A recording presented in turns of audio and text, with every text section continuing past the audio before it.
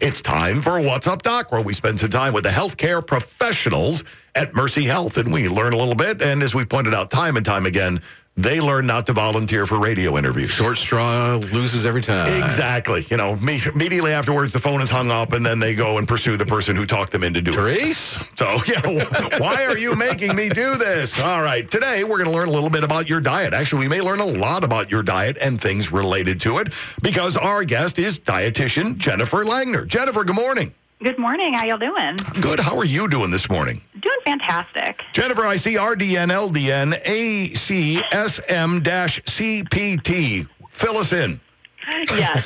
So I am a registered dietitian. I'm licensed in the state of Illinois, and my ACSM CPT is I'm also a certified personal trainer through the American College of Sports Medicine.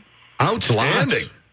Got a lot of letters behind the name. I like that. You earned them all, I'm sure. Jennifer, we heard a y'all in there in your opening sentence. We're going to have to ask you to run laps for that. Yeah, where do you hail from?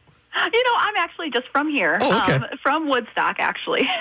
Woodstock famous for y'all. I lived there for a year. They do say y'all a lot. And when you go over there and there's a bunch of you, they'll say all y'all. All y'all, exactly. All y'all. That's Woodstock. How did you get interested in the field that you are in, Jennifer? You know, when I was going through, high school, sports were a big thing for me. So I wanted to go something into like a sports-related field. Going into college, I ended up getting an injury to my right knee. So sports were off the table. My dance career was off the table. So when I was looking at kind of a career, I wanted to go into a fitness nutrition route. So I actually started with exercise science at Illinois State. And I loved the program so much, and we were talking about nutrition, and they said, this is great that you want to talk to people about nutrition, but unless you're a dietitian, there's really nothing that you can do. So I thought, why not just double major then? I ended up getting a double major in exercise science and nutrition, and then just fell in love with the field, and the rest is history, and here we are. That's outstanding. I'm sure your parents were thrilled with the more schooling. Well, since I'm paying for it, of course they are. Oh, sure. Absolutely. Speaking as a parent myself, the kid says I'm springing for this. Well, by God, yeah. Graduate school, you go for it. Chase your dreams. You go for it. Yeah, once we're past community college, you're kind of on your own there. Exactly. Our topic this morning is a diet tailored to your needs. And I find it difficult to believe, Jennifer, that all the TV ads and the TV diets that I see that, one size fits all, that anything could be better than that. If I could find a diet that one size fits all, my job would be a lot easier, but... Your job would be over. That's very true. I wouldn't have a job anymore. So, what is it? There is no one size fits all because, we'd like to think that we're all individuals. I don't think it stops when it comes to our body.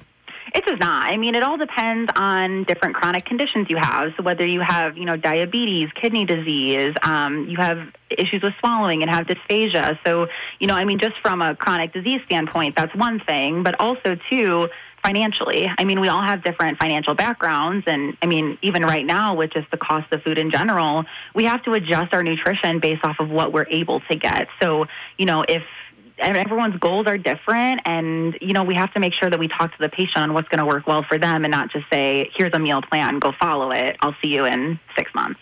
Yeah, and stop eating cake. All right, we're good. Yeah. I wish, but I always even tell my diabetics, you can enjoy cake and cookies, just, don't have all of the cake and cookies every single day. Yeah, it's knowing where that limit is. It's pretty good.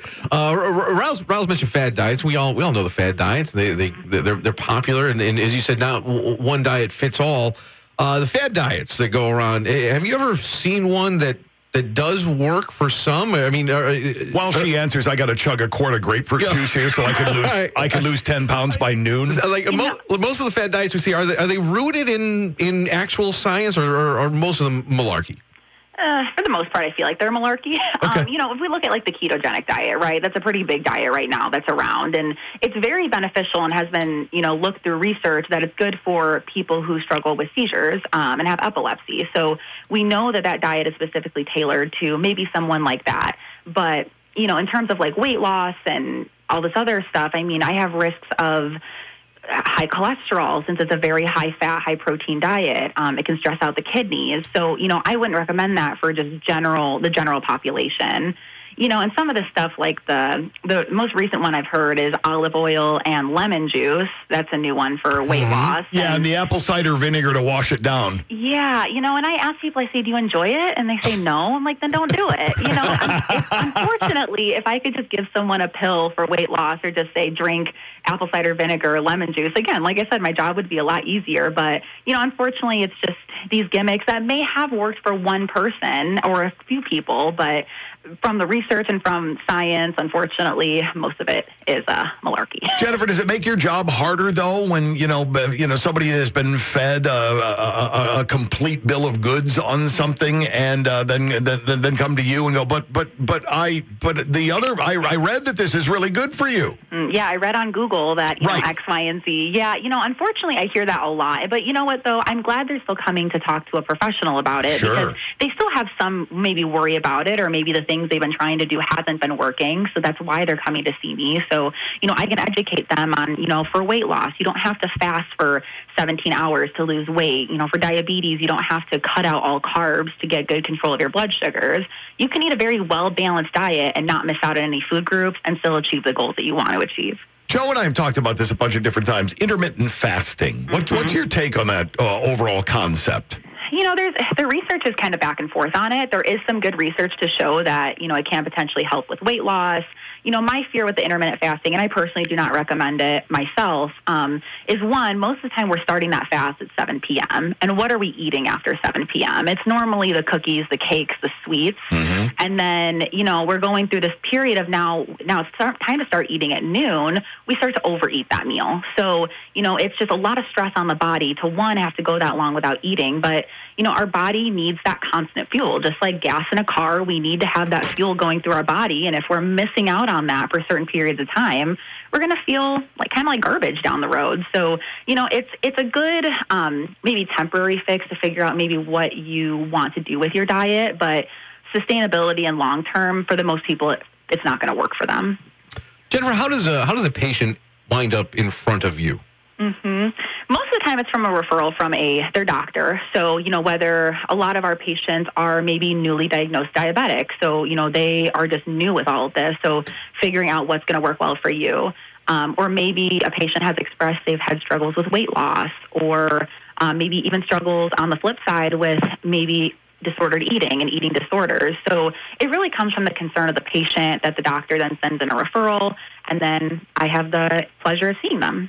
And you mentioned tailor-made to you to the patient, and you've brought a lot of medical conditions up that you take into account. What's communication like between you and the doctor? For the most part, especially if it's for a newly diagnosed patient for some sort of chronic condition, or especially concerns with eating disorders, I really try to stay in constant communication just to let the doctor know these are the things that we've chatted about, and then maybe for them to follow up, or if I think maybe other resources are needed for that patient, I'll make sure that I communicate that with them. Most of the time it's just, after a couple months of follow-up, I'll let the doctors know, hey, things are going well in case you're wondering, and, we can kind of figure out a next step from there. And I like the fact that, the doctor has the conversation with you and goes, okay, I have a broad overview of this, but I'm going to send you to someone who knows all of the specifics. That would be you then, Jennifer. So the dialogue begins in the doctor's office, but then it is picked up and continued and carried on by you. Exactly, because we all have our own specialties that we work with. And, doctors, they have to work with so many different patients on so many different things. So to have one person to rely on specifically for nutrition, to just give them all the education on that versus covering a million things in an appointment and it being very overwhelming, could be more beneficial for the patient than anybody else. Having had some personal experience in this one, my mom passed away from colon cancer about 15 years ago, and I had an appointment with my physician shortly thereafter. We discussed that a little bit. He said, well, you got a family history thing going on here. I want to set you up with one of our dietitians. Unfortunately, it wasn't you, Jennifer. It was someone with Mercy Health, and we want to talk a little bit about maybe getting you converted over into a high-fiber diet that might help with what's going on with the family history. So for 15 years now, I'm at the 30 to 50 grams of fiber per day. Great. And have found that to be life-changing and wildly beneficial. Absolutely. Sometimes just making even some small tweaks in the diet can make people just feel so much better. Sometimes for the most people, they even come through the door, they know what's healthy and what's not. But sometimes just focusing on the fiber, focusing on fruits and vegetables solely, that can make the biggest impact for somebody. Jennifer, how long are patients, for lack of a better term, under your tutelage when they sign up for you? Is this once they meet you for the first time, am I chained to you for life, or is there a graduation from it all? How long do you care for patients? It really is up to the patient on what's going to work well for them. I really like to put the follow-ups in their hands to see what they need. So most of the time they'll come see me for an hour appointment. We'll go through everything, what they're currently eating, medications, exercise habits, all of those things. And then, I like to follow up maybe like every month for a few months and see how things are going, and then maybe progress to every 3 months and then every 6 months. Most of the time, patients will follow up with me about 3 or 4 times within the year. But I always tell people, too, I'm readily available, through my chart and just through the phone. So if it's just a quick question on, can you look at this label? Is this a good product? And then I can educate them, and then they go from there. Have anybody show up, and kind of treating it like a confessional, bless me, Jennifer, for I have sinned. I knocked back a gargantuan sub from Jimmy John's on my way over here. It's so funny you say that, just because so many of my patients don't like to do food logs. They're like, I don't want you to see what I'm eating. I'm like, well, I'm going to ask you anyway, so what's the difference? And I tell people, too, I'm like, you know what? If you want to know what I had last night for dinner, it was McDonald's, and I enjoyed a shake afterwards. Like, not dietitians aren't perfect either, so... But that's not what you're knocking back 3 times a day. You're showing the benefits of, once in a while, grab that. Yeah, there's just certain situations where, unfortunately, you do have to go out and grab food. But it's about making smarter decisions when you are going out and not getting the extra large options, plus fries with extra salt and a large soda. So, you can go out and enjoy yourself just in moderation.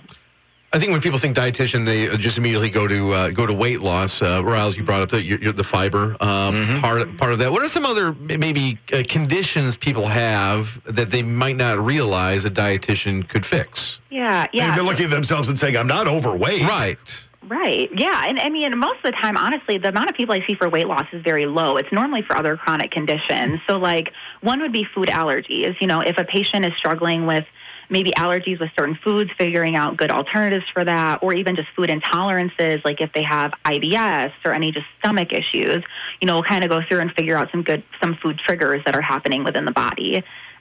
Eating disorders are very prominent. And, eating disorders, there needs to be a multidisciplinary team. So there needs to be a therapist as well as a doctor, but also the dietitian does play a big role. And it's not about, counting calories or protein or whatever the case may be. It's really about just getting that good relationship with food, which most of the time people don't see a dietitian doing and talking about more of the emotional side with eating. But that's really what we like to focus on for those types of patients. Other things like athletes, too, if they're trying to better their cardiovascular endurance or whatever the case may be, and their nutrition can help with that. And really just, again, other chronic conditions like kidney disease, fatty liver, cancer, diabetes, HIV, AIDS. So all of those things a dietitian can help with.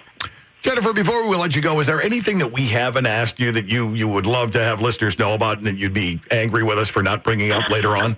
No, for one, I appreciate you letting me be on here just to kind of chat a little bit about what I do. And, the biggest thing that I just personally want people to know is, to definitely go to that expert, someone who has gone to school for, this field and, can really tailor their diet and their nutrition to what they want, and not just saying, again, this is a meal plan that you're going to follow every single day. It's this amount of calories, and then I'll see you later. Just make sure, that people can find someone they can talk to and express concerns about their eating or just about their nutrition in general. I love how you combine the expertise with the actual human understanding that goes along with that. And like Joe was saying, I think people are worried. You go to see a dietitian, you're going to sit down for 45 minutes of scolding. Yep. And then you're off to enjoy your carrot strips and cauliflower till next time when I yell Why at you did more. they do this? Yeah, how the hell did this happen? The image that you have put forth of yourself and what you do is a highly positive one. I hope people reach out to their physician to be referred to you, because I think the type of attitude and expertise you bring to the table is going to help a lot of people. Well, thank you. I really appreciate that. And that's my goal. I just want people to feel better and feel as though their voices are being heard and that they are getting the support that they need. Well, we were glad to hear your voice this morning. Jennifer, thanks so much for your time. Have a great rest of your day. You as well. Thank you. It's Jennifer Langner with Mercy Health. She's a dietitian.